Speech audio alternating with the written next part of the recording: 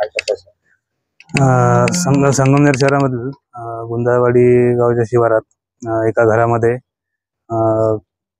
G department of revenue intelligence agency आहे त्यांच्या मिळालेल्या गोपनीय माहितीवरनं छापा कारवाई झालेली आहे आणि याच्यामध्ये त्यांना काही या संबंधाने साहित्य प्राप्त झालेले आहे. सदरचा आता गोष्टीचा आता कारवाई चालू आहे आणि FIR नोंदवण्याची प्रक्रिया याची चालू आहे. काही नोटा सापडले? साहित्य सापडलेलं आहे, ते जप्त करण्यात आलेलं आहे. काय मुद्देमाल सापडला?